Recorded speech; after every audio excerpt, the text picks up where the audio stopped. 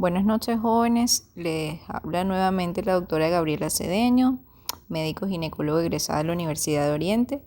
El día de hoy tengo la oportunidad de conversarles un poco acerca de la sepsis obstétrica. Es un tema bastante frecuente en la práctica clínica, un tema bastante importante, de cuya identificación depende en gran parte la vida de la paciente. Es un tema bastante extenso, pero voy a tratar de dárselos de una forma bastante resumida y que sea entendible, que sea aplicable para la práctica clínica. Antes de adentrarme en el tema como tal, me gustaría que supieran las definiciones de 3 entidades que voy a estar nombrando a lo largo de la clase. Una de estas es el síndrome de respuesta inflamatoria sistémica, otra es el de sepsis y shock séptico por último. El síndrome de respuesta inflamatoria sistémica es una respuesta adaptativa y apropiada que se produce en la paciente ante la presencia de un agente infeccioso o ante otro tipo de noxa, que no tiene por qué conllevar a una disfunción orgánica ni a posteriores complicaciones, necesariamente. En la sepsis ocurre una disfunción orgánica, la cual puede ser potencialmente letal. Esta se va a presentar en una paciente que tiene infección. Se debe a un desequilibrio entre los agentes proinflamatorios y los antiinflamatorios, lo cual implica la destrucción de tejidos y cuya mortalidad oscila entre el 10 y el 40%. El shock séptico, por su parte, es una situación bastante grave en la cual las alteraciones celulares, las alteraciones metabólicas y de la perfusión no se van a corregir con reposición hídrica, por lo que requieren la administración de agentes vasopresores. La mortalidad en un paciente que presenta shock séptico supera entonces el 40%. La sepsis hace referencia a una amplia variedad de síntomas que abarcan desde signos menores hasta un estado de shock con fallo multiorgánico. En obstetricia no existe una definición clara de la sepsis.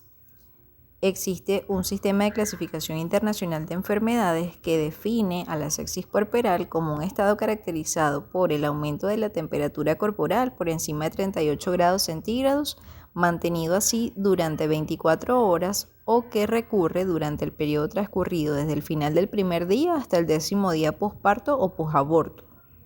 La Organización Mundial de la Salud, por su parte, da una definición quizás un poco más amplia. La va a catalogar como una infección, en este caso el tracto genital, que ocurre entre la ruptura de membranas o el nacimiento y los 42 días posparto, en el cual van a estar presentes 2 o más de los siguientes datos clínicos. Puede ser dolor pélvico, flujo vaginal anormal, flujo vaginal fétido y o retraso en lo que es la involución uterina. En el año 2016 se realizó un consenso interno para sepsis y para shock séptico por un grupo de trabajo denominado Task Force. Él definió la sepsis como una disfunción orgánica que amenaza la vida, la cual está causada por una respuesta desregulada del huésped ante la infección. La sepsis es una de las principales causas de muerte materna después de la hemorragia y los trastornos hipertensivos del embarazo. En países como Estados Unidos, el 4.3% de todas las muertes maternas se debieron a sepsis y el 14% a las infecciones. En otros países como el Reino Unido, la sepsis de origen urinario ha representado el 7% de todas las muertes maternas, esto por mencionarles, por supuesto, algunas estadísticas en países que están desarrollados. Las estadísticas tienden a coincidir tanto en países que están en vías de desarrollo como en los países desarrollados. De hecho, algunos estudios publican como las causas más frecuentes de sepsis en el embarazo, la sepsis puerperal, incluyendo en estos casos la corionionitis o bien las endometritis. Nos hablan de sepsis provenientes del tracto urinario hasta en el 14% de los casos, las neumonías hasta en un 9.3% de los casos.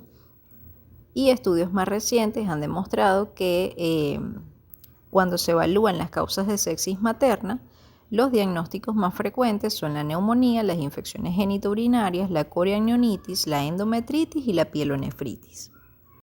Realmente son múltiples los factores que favorecen el desarrollo de la sepsis. En aquellos casos de muerte materna destacan la obesidad y la diabetes como factores de riesgo independientes. pero existen otros que se relacionan con el desarrollo de sepsis durante el embarazo, como por ejemplo la cesárea, la realización de procedimientos invasivos, la ruptura prolongada de membranas, que una paciente se encuentre en trabajo de parto y se le realicen más de 5 tactos vaginales, los desgarros del canal, la retención de restos placentarios, la inmunodepresión, anemia, la presencia de leucorrea, historia de infección pélvica, infecciones por estreptococos del grupo B, infección por estreptococo del grupo A, en contactos cercanos, edad joven, raza negra y los grupos étnicos minoritarios. Con respecto a la etiología de la sepsis, tenemos que mencionar que el 50% de las infecciones en gestantes y en puérperas que evolucionan a sepsis van a ser de origen genital, generalmente endometritis, corionionitis, infecciones de herida quirúrgica, aborto séptico, o del tracto urinario hasta en 1/3 de los casos y del tracto respiratorio hasta en 1/3 de los casos. Las mastitis son infecciones frecuentes que no suelen complicarse, aunque la respuesta inflamatoria sistémica puede ser bastante florida. El origen más frecuente, a diferencia de la población en general, es polimicrobiano en el caso de las de origen genital. El germen más frecuente en las de origen urinario es la Escherichia coli, que junto con el estreptococo beta hemolítico del grupo A constituyen hasta el 40% de las infecciones que evolucionan a sepsis, a shock o a muerte, dada su potencial virulencia. Las causas de sepsis, de hecho, las podemos clasificar en causas obstétricas y en causas no obstétricas. Vamos a tener dentro de las causas obstétricas la coriamnionitis. En este caso, las bacterias del tracto genital inferior tienden a ascender hacia el útero durante el parto o bien tras la ruptura de membranas, produciendo la infección del corion, del amnios y en última instancia del feto. Es una infección polimicrobiana, tiende a complicar hasta el 4% de las gestaciones a término y hasta el 10% de las gestaciones pretérmino. El diagnóstico es fundamentalmente clínico. Ante su sospecha es necesario instaurar precozmente la antibioticoterapia y finalizar la gestación. Las mujeres tienen un pronóstico que es bastante bueno, aunque en muchos casos incrementa la probabilidad de cesárea, de que hagan una endometritis, de infección del sitio operatorio, de acceso pélvico y de hemorragia posparto. Se dice que en torno a un 10% de estos casos van a evolucionar a sepsis materna, siendo excepcional las complicaciones más graves como el shock séptico, la coagulación intravascular diseminada, síndrome de dificultad respiratoria del adulto y muerte materna. Aunque en el caso del recién nacido, el retraso en el diagnóstico y tratamiento tiene consecuencias devastadoras como la sepsis clínica, la bacteriemia o la muerte fetal. Otra de las causas obstétricas es la endometritis. De hecho, existe un término denominado endometritis posparto o endometritis puerperal. Este abarca un espectro de infecciones que incluye el endometrio, el miometrio, los parametrios. Puede ocurrir hasta en el 1 al 2% de los nacimientos. Generalmente se origina por vía ascendente desde el tracto genital inferior durante el proceso de parto. Las bacterias tienden a colonizar entonces la decidua, el líquido amniótico, pero en ese momento la infección no es clínicamente evidente, sino hasta después que se produce el parto. El tipo de parto es el factor de riesgo más importante, siendo la cesárea una de las que experimenta un mayor riesgo para ello, así como si el parto es por vía vaginal, la duración del trabajo de parto, el tiempo de ruptura de membranas, el número de tactos vaginales que se hayan realizado, si existe retención de restos placentarios, obesidad, antecedente de corionionitis previa. También se trata de una infección que es polimicrobiana, hasta en un 60% de los casos. Va a incluir bacterias aerobias y anaerobias. El diagnóstico es clínico, generalmente la fiebre es uno de los criterios más importantes para sugerir el diagnóstico, así como la presencia de taquicardia, loquios fétidos o flujo vaginal purulento, dolor uterino. Todo esto ayuda, por supuesto, a orientar el diagnóstico de la endometritis. Por supuesto, requiere de tratamiento con antibióticos y se dice que aproximadamente de un 1 a un 4% de mujeres con endometritis después de una cesárea o de un parto puede tener complicaciones graves como sepsis, la formación de abscesos, de hematomas, de fascitis necrotizante y de tromboflebitis séptica, siendo la localización más frecuente las venas ováricas. Dentro de las causas no obstétricas vamos a tener como las más comunes la pielonefritis aguda, que es la complicación médica grave más común del embarazo. Es una de las principales causas de shock séptico en el mismo. Recuerden que la gestante sufre unas modificaciones fisiológicas de su sistema urinario, lo cual conlleva a un aumento de la incidencia de infecciones de tipo renal. Generalmente esta suele presentarse después del primer trimestre con fiebre, dolor lumbar, escalofríos, náuseas, vómitos. Los gérmenes que con mayor frecuencia se aíslan son la Escherichia coli, la Klebsiella, el Proteus y el Enterobacter. Requiere, por supuesto, como todo, de tratamiento con antibióticos específicos para los gérmenes más frecuentes, ¿ok? Debemos de recordar que el fallo en una respuesta a esos antibióticos durante las primeras 72 horas nos debe de llevar a buscar lesiones obstructivas como cálculos renales o la presencia de accesos renales. Otra de las causas no obstétricas más frecuentes es la neumonía. Si bien su presencia es similar en mujeres gestantes como en las no gestantes en cuanto a lo que es la incidencia, lo que difiere es el aumento de la morbilidad en el embarazo, lo cual se atribuye generalmente a los cambios fisiológicos del sistema respiratorio de la gestante. Los gérmenes más frecuentes de la neumonía adquirida en la comunidad durante el embarazo suelen ser el Streptococcus pneumoniae, el Mycoplasma pneumoniae, la clamidia, el Haemophilus influenza. Generalmente los macrólidos son suficientes para combatir a este tipo de gérmenes. Sin embargo, las neumonías graves adquiridas en la comunidad requieren además la cobertura antibiótica adicional con cefalosporinas de segunda o tercera generación. Lógicamente, estas no son las únicas causas de sepsis en el embarazo, ni obstétricas ni no obstétricas, pero sí son las más comunes y por eso se las menciono de manera bastante somera. Es tema de estudio quizás de otros seminarios para verlas a más a profundidad. Las causas de sepsis de hecho las podemos clasificar en causas obstétricas y en causas no obstétricas. Vamos a tener dentro de las causas obstétricas la coriamnionitis. En este caso, las bacterias del tracto genital inferior tienden a ascender hacia el útero durante el parto o bien tras la ruptura de membranas, produciendo la infección del corion, del amnios y en última instancia del feto. Es una infección polimicrobiana, tiende a complicar hasta el 4% de las gestaciones a término y hasta el 10% de las gestaciones pretérmino. El diagnóstico es fundamentalmente clínico. Ante su sospecha es necesario instaurar precozmente la antibioticoterapia y finalizar la gestación. Las mujeres tienen un pronóstico que es bastante bueno, aunque en muchos casos incrementa la probabilidad de cesárea, de que hagan una endometritis, de infección del sitio operatorio, de acceso pélvico y de hemorragia posparto. Se dice que en torno a un 10% de estos casos van a evolucionar a sepsis materna, siendo excepcional las complicaciones más graves como el shock séptico, la coagulación intravascular diseminada, síndrome de dificultad respiratoria del adulto y muerte materna. Aunque en el caso del recién nacido, el retraso en el diagnóstico y tratamiento tiene consecuencias devastadoras como la sepsis clínica, la bacteriemia o la muerte fetal. Otra de las causas obstétricas es la endometritis. De hecho, existe un término denominado endometritis posparto o endometritis puerperal. Este abarca un espectro de infecciones que incluye el endometrio, el miometrio, los parametrios. Puede ocurrir hasta en el 1 al 2% de los nacimientos. Generalmente se origina por vía ascendente desde el tracto genital inferior durante el proceso de parto. Las bacterias tienden a colonizar entonces la decidua, el líquido amniótico, pero en ese momento la infección no es clínicamente evidente, sino hasta después que se produce el parto.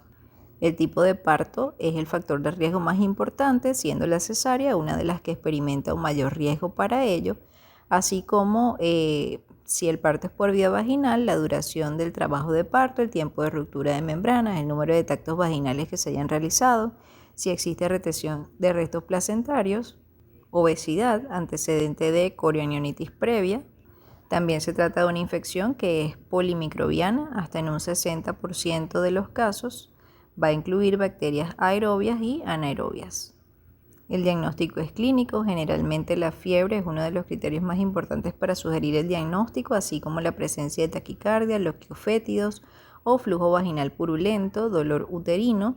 Todo esto ayuda, por supuesto, a orientar el diagnóstico de la endometritis.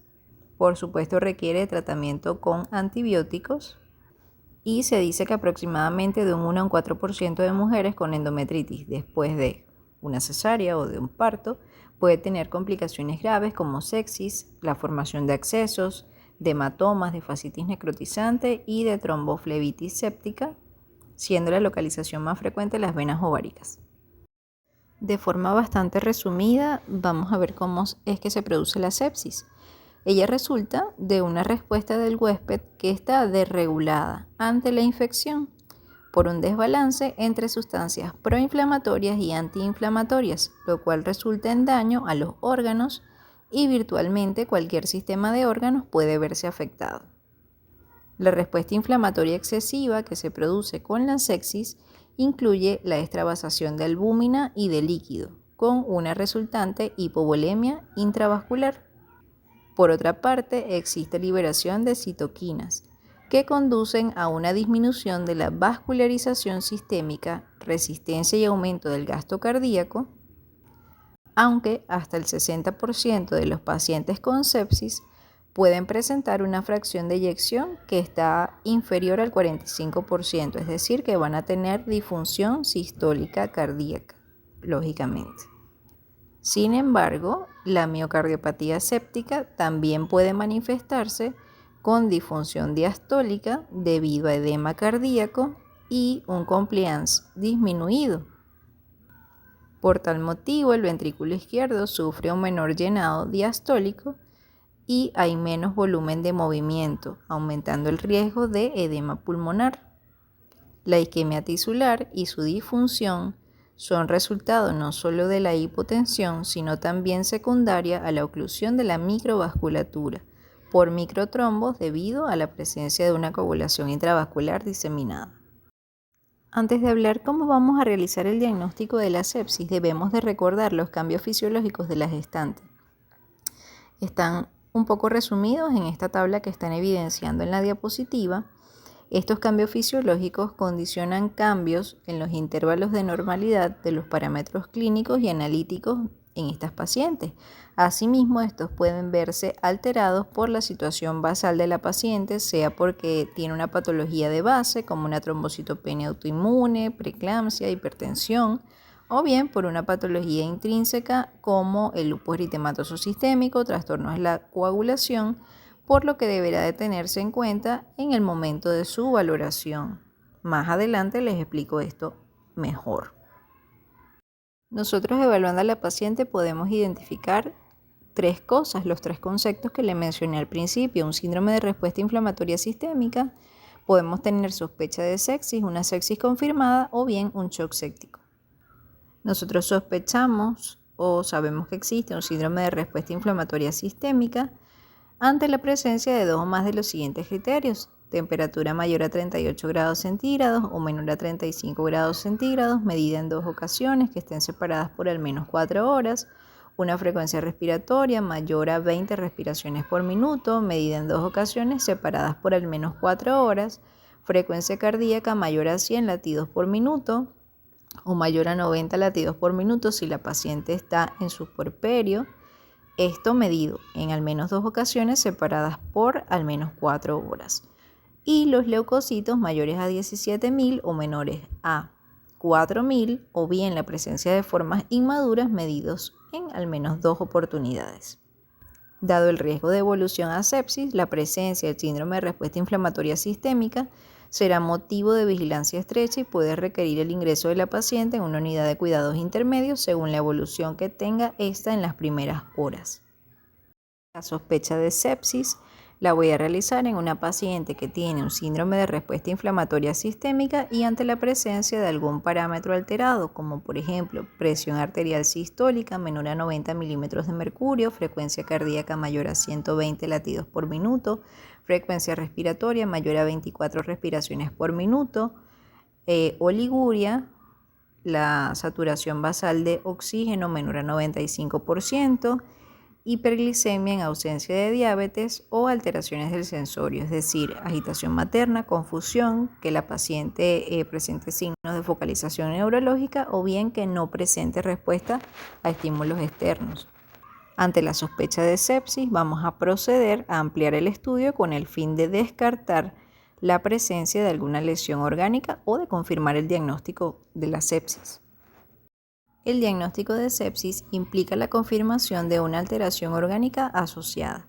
La sospecha vendrá derivada de parámetros indirectos como la bilirrubina, la creatinina, la diuresis, tensión arterial, frecuencia cardíaca o coagulación, por lo que es necesario realizar estudios analíticos complementarios. La presencia de 2 o más signos, como los contemplados en la siguiente gráfica, en el contexto de una sospecha de sepsis son diagnósticos de disfunción orgánica. Entre ellos vamos a tener hipoxemia, esto lo medimos a través de la gasometría arterial, problemas de coagulación, que las plaquetas estén por debajo de 150.000, que el INR esté por encima de 1.5, que la bilirrubina se encuentre elevada, la presión arterial media por debajo de 70, acompañada de otro criterio o válida como único criterio si ésta está menor a 65 milímetros de mercurio o si existe la necesidad de colocarle tratamiento vasopresor a esa paciente. Alteración del estado de conciencia, representado en la escala de Glasgow como un valor entre 13 y 14, acompañado de otro criterio, por supuesto, o válido como único criterio si es menor a 13, así como también las alteraciones en lo que es la esfera renal, sea expresado en valores de creatinina elevados o bien que la paciente presente oliguria o anuria. Anteriormente utilizábamos unos criterios de sepsis, habían criterios mayores, habían criterios menores, similares a los que les mencioné cuando hablé del diagnóstico del síndrome de respuesta inflamatoria sistémica. Sin embargo, en la actualidad se utilizan diferentes escalas que miden determinados parámetros para hablar de sepsis. Los avances en el conocimiento de su fisiopatología han llevado a revisar no solamente los parámetros que se usaban para el diagnóstico, sino también a revisar un poco lo que son las definiciones. Y desde el 2016 para acá se le da menos importancia a esos criterios de respuesta inflamatoria. Y se comenzaron a implementar estas escalas, donde una de las que más utilizamos nosotros es la escala del SOFA.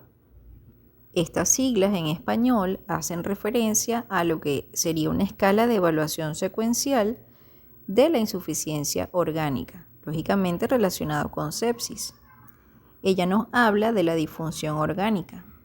Si nosotros tenemos 2 o más puntos en este sistema de medición positivos en esa paciente, ella va a tener un mayor riesgo de mortalidad hospitalaria y de esto se deriva la necesidad de una respuesta rápida y adecuada. Se podrán utilizar estos criterios del SOFA en las gestantes. Realmente los sistemas de puntuación utilizados en la población general para evaluar la gravedad de la sepsis y la disfunción multiorgánica asociada a ella, como por ejemplo los sistemas de Apache 2, REMS, MIU, SOFA, deben ser utilizados con precaución durante el periodo de gestación, ya que se pueden sobreestimar los criterios de sepsis y la mortalidad predicha al no tener en cuenta los cambios fisiológicos propios del embarazo. Estos cambios incluyen una disminución en la presión arterial diastólica en 5 o 10 milímetros de mercurio durante el segundo trimestre, con retorno a la línea de base en el tercer trimestre, un aumento de la frecuencia cardíaca en un 17% y una elevación en el recuento de leucocitos, los cuales los podemos encontrar hasta 16.900 en el tercer trimestre y hasta 30.000 en el posparto. La temperatura, la presión arterial sistólica, la frecuencia respiratoria, la saturación de oxígeno en la sangre y el porcentaje de neutrófilos inmaduros no se modifican en la gestante.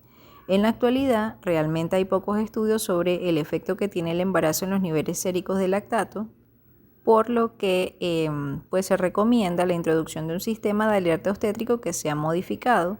De hecho, existe uno denominado MIUS, esto con la finalidad de realizar el reconocimiento precoz y un tratamiento temprano de las patologías potencialmente mortales en las gestantes, teniendo en cuenta los parámetros de temperatura, de presión arterial, de frecuencia cardíaca, frecuencia respiratoria, saturación de oxígeno, dolor y respuesta neurológica. Existe una breve herramienta para la evaluación de cabecera de las pacientes con sospecha de sepsis conocida como una puntuación de SOFA rápido o el Quick SOFA. La puntuación del Quick SOFA evalúa la presencia de 3 criterios clínicos, que serían la presión arterial sistólica, la frecuencia respiratoria y el estado mental alterado. Si 2 o más de estos criterios están presentes, la paciente tiene un mayor riesgo de tener resultados adversos relacionados con sepsis. Estas señales deben indicar al médico a observar cuidadosamente disfunciones orgánicas, iniciar o intensificar la terapia, aumentar la agudeza del monitoreo y considerar el traslado a una unidad de cuidados intensivos. Es importante destacar que la fiebre no es necesaria ni suficiente para determinar si la sepsis está presente o no. Debemos recordar que el embarazo humano normal es un estado de volumen plasmático expandido, de aumento del gasto cardíaco y de la vasodilatación periférica. Ninguna de las definiciones existentes de sepsis explican las alteraciones fisiológicas de lo normal en el embarazo. Cuando se utilizan las normas existentes para las no embarazadas, nosotros podemos incurrir tanto en un sobrediagnóstico como en un infradiagnóstico de la sepsis. De hecho, de los criterios del SOFA, los más afectados por el embarazo van a ser la creatinina y la presión arterial media.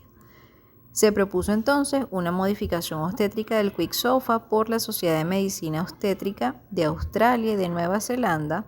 Las siglas de esta sociedad es SOMANS, e incluyen presión arterial sistólica menor o igual a 90 milímetros de mercurio, frecuencia respiratoria mayor a 25 por minuto y un estado mental alterado.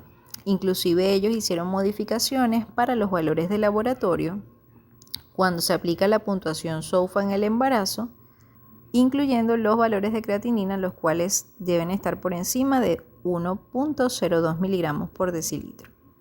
Realmente lo que se busca es optimizar el reconocimiento temprano de la disfunción orgánica en la paciente séptica. Por su parte, el shock séptico es un subconjunto de la sepsis, en el cual las anomalías celulares y metabólicas son lo suficientemente severas como para aumentar sustancialmente la mortalidad. Los pacientes que tienen shock séptico pueden ser identificados mediante criterios clínicos de sepsis con hipotensión persistente que requiere de la administración de vasopresores para mantener la presión arterial media por encima de 65 milímetros de mercurio y un nivel de lactato sérico mayor a 2 milimol litro.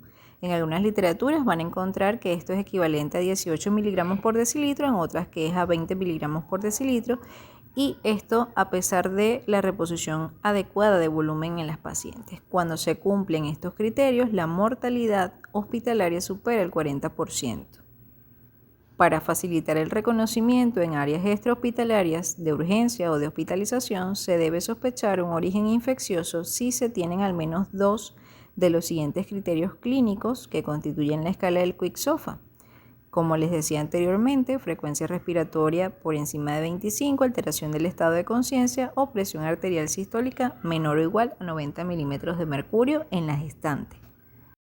Cuando tenemos una paciente con sospecha de sepsis y queremos hacer el diagnóstico, nos podemos valer además de pruebas complementarias, como por ejemplo la realización de una hematología, la PCR, perfil renal, perfil hepático, pruebas de coagulación. Debemos solicitar los niveles de lactato en sangre. Podemos realizar cultivos, el urocultivo preferiblemente tomado por sonda, los hemocultivos en caso de que la paciente tenga fiebre. Generalmente se prefiere tomar durante la primera hora después de la fiebre documentada y antes de iniciar los antibióticos si es posible. Se deben de cursar 2 hemocultivos por venopunción en medio para gérmenes tanto anaerobios como aerobios con resinas si el tratamiento antibiótico está concomitante.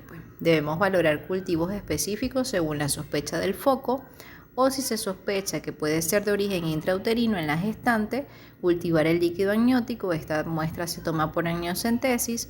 Se puede realizar un cultivo vagino-rectal, endocervical, por supuesto en dependencia de cuál sea la causa que nosotros estamos sospechando. Incluso se puede valorar un cultivo en heces si la paciente tiene diarreas abundantes o en los casos de que haya fiebre puerperal. Debemos de solicitar gasometría arterial si la paciente tiene disnea o si hay alteración de la saturación de oxígeno es decir, que ésta se encuentre por debajo del 95%. Si la paciente tiene dolor torácico, le podemos pedir electrocardiograma y troponinas, e incluso le podemos solicitar a estas pacientes pruebas de imagen, en dependencia, lógicamente, de el diagnóstico que estemos sospechando. Todas las pacientes deben de individualizarse.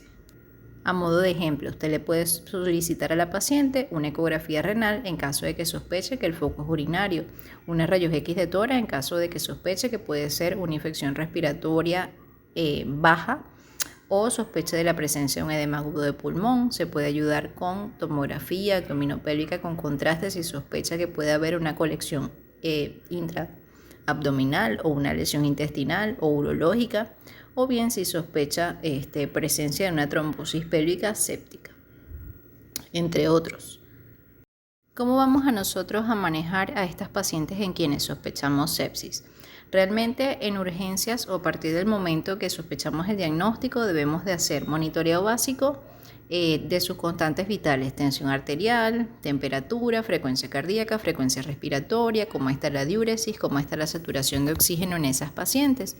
Ellas deben de permanecer en observación, plantear la conducta según la primera revaloración que le vamos a hacer a estas señoras en las primeras 2 horas, pues a las 2 horas. Si descartamos que haya afección orgánica y permanece hemodinámicamente estable, la vamos a ingresar para una sala de hospitalización, preferiblemente en alto riesgo, y se va a indicar tratamiento antibiótico de amplio espectro durante la primera hora. Se debe solicitar un control analítico a las 6 o a las 12 horas de su ingreso, monitorizar las constantes vitales cada 4 horas o antes si la paciente presenta empeoramiento de la sintomatología. Si tengo una alta sospecha de sepsis o evidencio signos de disfunción orgánica, la paciente debe ingresar a una unidad de cuidados obstétricos intermedios para ser monitorizada sus constantes vitales, para iniciar precozmente tratamiento antibiótico y tratamiento sintomático. Estas pacientes deberían de tener un manejo multidisciplinario donde participe no solamente el equipo obstétrico, sino el de terapia intensiva y el equipo incluso de anestesia. ¿Cómo vamos a hacer el tratamiento sintomático de estas pacientes? Lo primero es administrar fluidoterapia. El aporte de líquidos es uno de los principales pasos para el soporte hemodinámico de las pacientes. Si bien no existe una pauta estándar de sueroterapia en estas pacientes con sepsis, la misma debe de hacerse de forma cuidadosa. Debemos evitar la sobrehidratación, adaptarnos a la situación clínica de cada una de ellas y a las comorbilidades que puedan estar presentes. Por ejemplo, si la paciente está en oliguria o está en anuria, si su saturación de oxígeno no es la mejor y está por debajo de 95%, ya que las gestantes tienen un riesgo aumentado de desarrollar edema agudo de pulmón. Pueden utilizarse tanto sueros cristaloides como la solución fisiológica o el Ringer lactato, así como los coloides, pero los primeros son las primeras opciones. No está contraindicado la ingesta oral si en las próximas horas usted no va a operar a la paciente y si no hay necesidad de ningún otro tipo de intervención. La reanimación con líquidos debe ser parte de la intervención inicial si la hipotensión o la hipoperfusión están presentes. Existe una campaña bastante famosa que se llama Sobreviviendo a la sepsis, en la cual se recomienda administrar un vuelo inicial de 30 ml por kilo de cristaloides, pero esto puede ser un poco agresivo para las embarazadas donde la presión oncótica coloide es menor, siendo mayor el riesgo de edema pulmonar. Pero en líneas generales usted va a hidratar a la paciente, va a evaluar a la misma y va a decidir si la paciente amerita o no que usted vuelva a hacer un rescate hídrico. Con respecto a las drogas vasoactivas, estas se van a indicar según la evolución del estado hemodinámico de la paciente. Generalmente nos apoyamos en los servicios de anestesiología o de terapia intensiva para su administración. El vasoactivo que generalmente utilizamos en el manejo del shock es la noradrenalina, es el fármaco de elección. En pacientes hipotensos que no responden a los líquidos o que no son candidatos para seguirle administrando fluidos, por ejemplo, mujeres con mayor riesgo de edema de pulmón, los vasopresores debemos de utilizarlos para incrementar la presión sanguínea. El propósito de darle vasopresores a estas personas es la constricción, o sea, lograr la constricción de la circulación sistémica patológicamente dilatada y mantener una adecuada perfusión. Nuestro objetivo es mantener la presión arterial media por encima de 65 milímetros de mercurio. La determinación del valor de presión arterial media en una paciente séptica que esté embarazada tiene que ser individualizada, teniendo en cuenta siempre la perfusión del organismo en general. La presión arterial baja puede ser aceptable durante el embarazo siempre y cuando no existan signos de hipoperfusión como alteración del estado mental, oliguria, lactato sérico elevado, extremidades frías o evidencia de compromiso fetal. La norepinefrina, como anteriormente le dije, es el fármaco que uno generalmente prefiere, se ha estudiado en el embarazo humano. Parece ser segura para el feto, específicamente o especialmente en dosis bajas. Otra parte importante de lo que es el tratamiento y del manejo de estas pacientes es administrar antibióticos. Ella debe de iniciarse lo antes posible, generalmente dentro de la primera hora después de haber hecho el diagnóstico de sepsis. Si el foco de esa sepsis es conocido, por ejemplo, una infección urinaria, una infección respiratoria, vamos a dar antibióticos de acuerdo a los protocolos específicos para cada patología. Si el foco está relacionado con algún acceso, alguna formación o acumulación de pus, debemos de drenar ese acceso en las primeras 12 horas que estemos allí con la paciente. Y por otra parte, pues si el foco es desconocido o la paciente viene cursando con clínica compatible con sepsis de larga data o bien no responde al tratamiento instaurado tras las 48 horas de estarlo cumpliendo de manera regular, o bien es un paciente que presenta un shock séptico, los fármacos de elección van a ser la piperacilina tazobactam, el meropenem, y en algunos casos específicos, sobre todo si las pacientes son alérgicas a las penicilinas y estos son los fármacos de elección, podemos combinar la gentamicina con Aztreonam. Lógicamente, cada uno de estos fármacos a dosis bien específicas. La piperacilina tazobactam 4.5 gramos cada 6 horas, el meropenem de 1 a 2 gramos cada 6 o cada 8 horas. El Aztreonam se puede administrar de 1 a 2 gramos cada 6 o cada 8 horas. Y la gentamicina 5 miligramos por kilo de peso en 24 horas. Debemos de solicitar lo antes posible una consulta a los servicios de terapia, de anestesia, de enfermedades infecciosas, todo esto con la finalidad de consensuar y adaptar el tratamiento. Recuerden que les dije que este tipo de paciente requiere de un manejo multidisciplinario. Existen otras medidas que se recomiendan, por ejemplo, realizar lo que es la profilaxis tromboembólica de estas pacientes. Se va a hacer con heparina de bajo peso molecular si no hay sospecha de hemorragia aguda, si no está indicado finalizar la gestación en las próximas horas, ni se va a realizar una intervención quirúrgica a la paciente en las próximas horas. Lógicamente debemos de recordar que este fármaco tiene ajuste renal en caso de que la paciente esté presentando alguna afección en esa área. Si llegase a existir contraindicación para lo que es la heparina, se indica realizarle a la paciente un vendaje compresivo en las extremidades inferiores. Debemos realizar además profilaxis para las úlceras de estrés. Recuerden que a veces los pacientes que están durante un tiempo prolongado en cama, o requieren de hospitalizaciones largas, pueden hacernos úlceras gástricas por estrés. Debemos proteger entonces lo que es la vía digestiva para evitar una posterior hemorragia digestiva alta. Generalmente se utiliza pantoprazol, es el fármaco de elección, 40 miligramos, orden diaria, vía endovenosa. Se debe tratar o hacer profilaxis de lo que es la anemia. Se va a indicar a la paciente transfusión de hematíes si la hemoglobina está por debajo de 7 gramos decilitro, para tratar de que la hemoglobina se mantenga al menos en un valor cercano a 9 o entre 7 y 9. Si la paciente no tiene una indicación formal de realizar una transfusión de manera rápida, pues se puede utilizar incluso hierro para lograr el ascenso de las cifras de hemoglobina. Debemos de incrementar además lo que es la monitorización de la glicemia en estas pacientes. Realmente se dice o los protocolos establecen que esto debería hacerse al menos cada 6 horas, valorar el ajuste de tratamiento en las pacientes que sean diabéticas, sea diabéticas gestacionales o diabéticas pregestacionales, porque tienen un incremento en el riesgo de cetoacidosis en el contexto de sepsis.